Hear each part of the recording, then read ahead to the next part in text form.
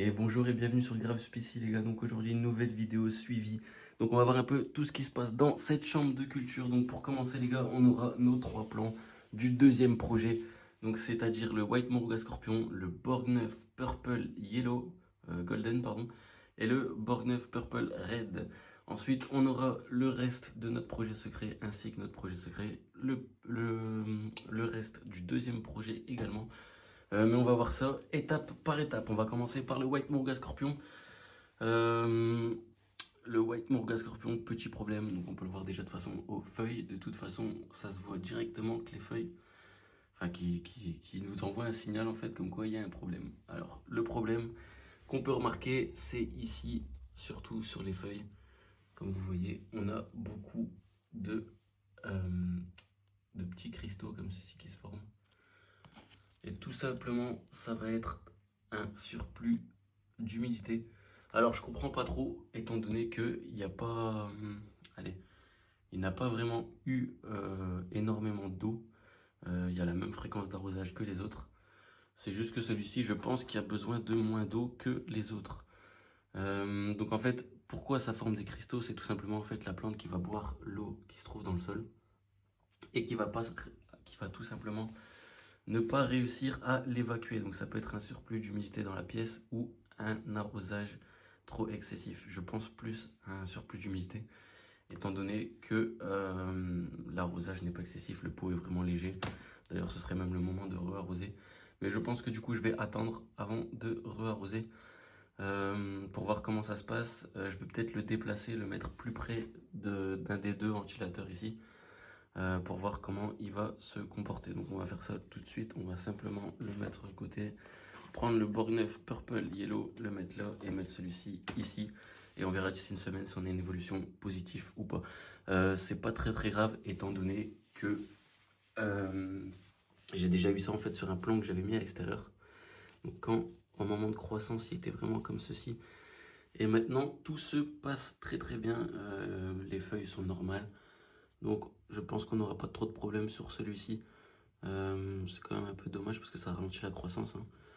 Mais bon, on verra. Peut-être enlever quelques feuilles également, histoire d'aérer un peu. Je pense notamment à enlever vraiment les grandes feuilles qui sont en bas.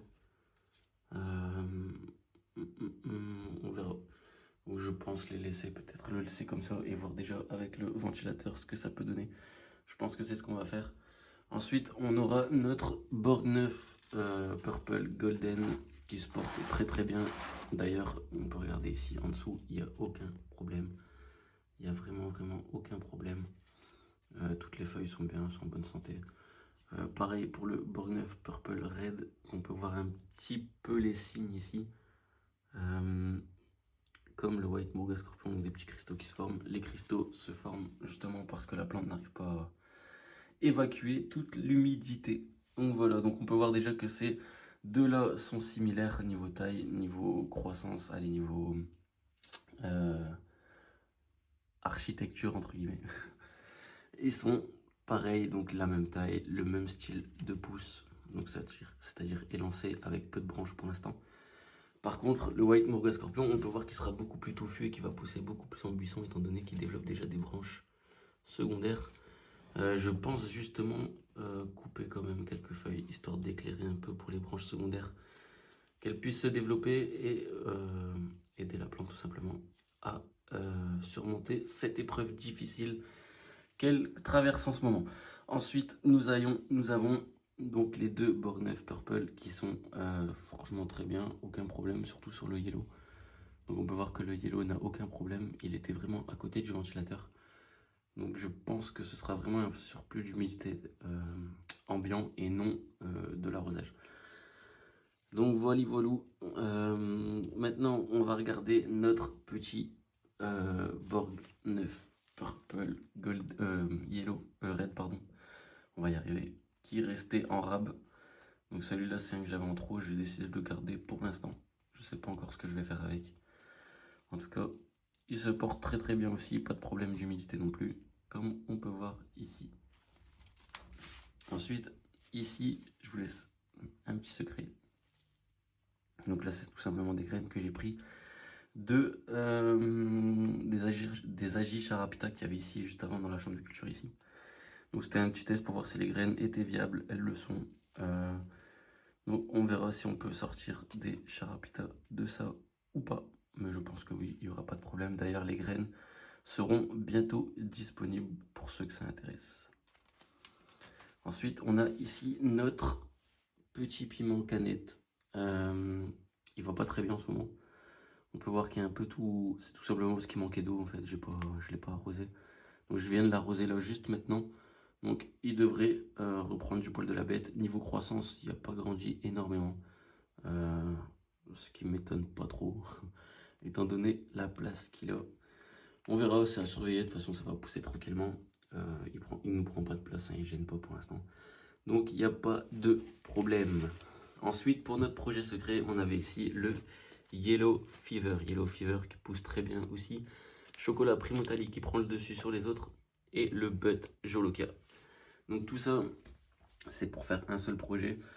Je pense qu'il est encore un peu tôt pour vous en parler de l'objectif de ce projet-là. On verra ça par la suite. Et ici, c'est pareil, c'est le reste qui nous restait, enfin le reste de ce projet-là. Donc il y a du Primotali chocolat, du Yellow Fever et du But Jolokia. Donc tout se trouve ici. On peut voir qu'on a ici aussi un plan qui a, contrairement justement au White Moruga Scorpion, on peut voir que ce plan ici a tout simplement eu un manque d'eau également, donc comme celui dans la canette de Red Bull. Je viens de les arroser, on verra ce que ça donne. Je pense qu'il va s'en sortir aussi, de toute façon c'est pas très grave. J'en ai pas vraiment besoin étant donné que j'ai ces trois ici qui se portent bien. J'espère ne pas en perdre un, et si jamais ça devrait arriver, justement j'ai encore de la réserve ici, donc les Primotali, on en a encore un qui est en bonne santé on va dire. Et pour les autres on en a encore deux, donc ça devrait aller.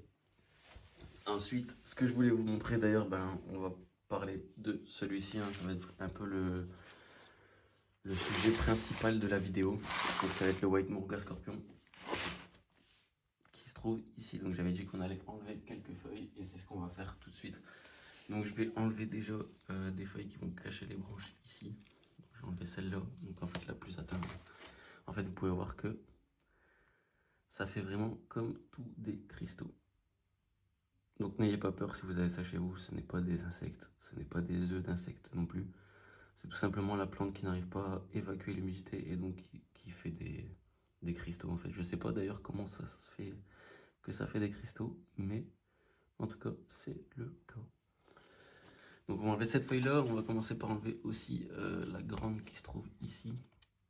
Celle-là elle avait rien mais c'est pas grave. C'est surtout aussi pour éviter que les feuilles touchent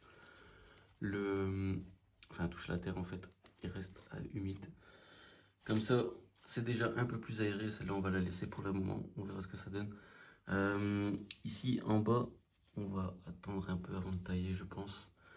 Ouais, on va un peu attendre avant de tailler celle-ci. Les branches, comme je vous disais, qui vont se développer, vous pouvez les voir ici. Donc il y en aura sur tout le tronc. Par contre, quand on regarde sur les autres, on peut voir que c'est déjà beaucoup plus espacé et que les branches n'ont pas encore fait leur apparition. À part ici, une petite qui est déjà un peu plus haute. Sinon le reste, toujours rien. Pour ce qui est de celui-ci, ça va être pareil, on n'a toujours rien, pas de branche. Ce qu'on peut faire également, ça va être enlever vraiment ici toutes les petites feuilles qui se trouvent, qui ne servent à rien. Donc les cotylédons, on les enlève, ça on enlève. On va enlever vraiment les feuilles qui se trouvent en bas, voilà, histoire de pouvoir éviter un maximum d'avoir des maladies dues au terreau. Parce que si les feuilles par exemple touchent tout le temps la terre, les feuilles vont commencer à pourrir et vous pouvez choper des maladies. Donc ensuite on va faire pareil pour celui-ci. On va enlever les petites feuilles en bas, les cotylédons qui restent. On peut voir qu'il y en a un qui est parti déjà. Et voilà. Donc c'est à peu près tout pour cette vidéo les gars, c'était Grasspicy. N'hésitez pas à vous abonner, à partager la vidéo et à laisser en commentaire ce que vous pensez des vidéos, quel sujet pourrait vous intéresser également. On va faire une vidéo sur les piments extérieurs que j'ai mis cette année à l'extérieur, étant donné qu'ils sont déjà bien chargés en piments.